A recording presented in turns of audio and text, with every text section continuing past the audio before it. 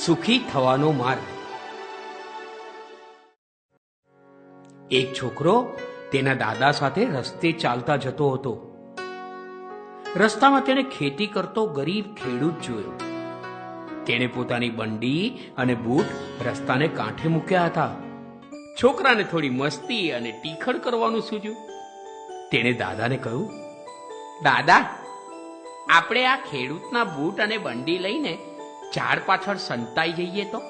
પછી તે આવશે અને તેના બૂટ અને બંડી નહીં મળે એટલે ગુસ્સે થશે અને બૂમો પાડશે. તેના બદલાયેલા હાવભાવ જોવાની ખૂબ મજા આવશે.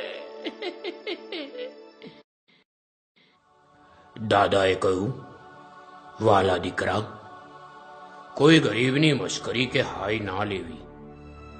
તું સુખ સગવડોમાં ઉછરેલ છે અને ગરીબના નિસાસા કેવા હોય છે તેની તને ખબર નથી. એના કરતા એમ કર, તું ગરીબ ખેડૂતના બંને બૂટમાં 5 રૂપિયાનો એક સિક્કો મૂકી દે. પછી આપણે ઝાડ પાછળ ઉભા રહીને જોઈએ શું થાય છે. છોકરાએ દાદાના કહેવા પ્રમાણે 5 રૂપિયાના સિક્કા પેલાના બંને બૂટમાં મૂકી દીધા. દાદા અને પૌત્ર ઝાડ પાછળ કોઈ જુએ નહીં તેમ છુપાઈ ગયા. થોડા સમય પછી એ ગરીબ ખેડૂત ખેતરમાંથી કામ પતાવીને બહાર આવ્યો. તેણે જૂની ફાટેલી બંડી પહેરી અને એક બૂટ પહેરવા જતા તેના પગમાં કંઈક કઠણ વસ્તુ ખટકવા લાગી. તેણે બૂટ કાઢી અંદર જોયું તો એક 5 રૂપિયાનો સિક્કો મળ્યો. એને આશ્ચર્ય થયું. સિક્કો હાથમાં લઈ તેને જોવા લાગ્યો. પછી આજુબાજુ બધે નજર કરી પણ કંઈ દેખાયું નહીં.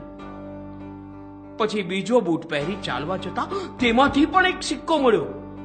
હવે તેના આશ્ચર્યનો પાર ન રહ્યો. તે વિચારવા લાગ્યો કે આવી નિર્જન જગ્યામાં કોણ આ રૂપિયા મૂકી શકે. તે ઘૂંટણીએ પડીને ઉપર આકાશ તરફ જઈ મોટેથી કહેવા લાગ્યો, હે મહાન પરમેશ્વર, દયાના સાગર, તારી મોકલવાની રીત ખરેખર અદ્ભુત છે. જ્યારે મારે ખરેખર જરૂર હતી ત્યારે તે આ ભેટ સમયસર મોકલી આપી. મારા કુટુંબને મદદ કરવા બદલ તારો ખૂબ આભાર. જેની મારફતે તે આ ભેટ મોકલી છે તેમનો પણ આભાર. આમ ફરી ફરી ઈશ્વરનો આભાર માની તે મલકાતો ઘરે જવા ચાલી નીકળ્યો. તેના મુખ ઉપર એક ગજબની પ્રસન્નતા હતી, જે ભાગ્યે જ કોઈ પૈસાદાર માણસના ચહેરા ઉપર જોવા મળે. તે છોકરો આ ખેડૂતની પ્રાર્થના અને આનંદ જોઈને ખૂબ જ ગદગદિત થઈ ગયો. દાદાએ કહ્યું, દીકરા, આપણી આનંદ કરવાની રીતો એવી હોવી જોઈએ કે જે સામા માણસને કંઈ નુકસાન ન કરે. તે બૂટ સંતાડી દીધા હોત તો માણસ દુઃખી થયો હોત અને તારી ઉપર જે આશીર્વાદ ઉતર્યા તે તને કદાચ ના મળ્યા હોત. સુખી થવાનો એક માર્ગ બીજાને સુખી કરવાનો છે. આપણી જિંદગી એ ઈશ્વરે આપણને આપેલી મોટામાં મોટી ભેટ છે અને આપણે જે બીજાને આપીએ તે આપણી ઈશ્વરને ભેટ છે.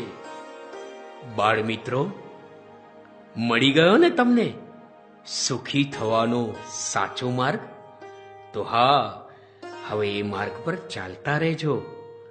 પ્રમુખ સ્વામી મહારાજ પણ કહે છે ને કે બીજાના સુખમાં આપણું સુખ છે, બીજાના આનંદમાં આપણો આનંદ છે અને બીજાના ભલામાં આપણું ભલું છે. જય સ્વામિનારાયણ. સુખી થવાનો માર્ગ.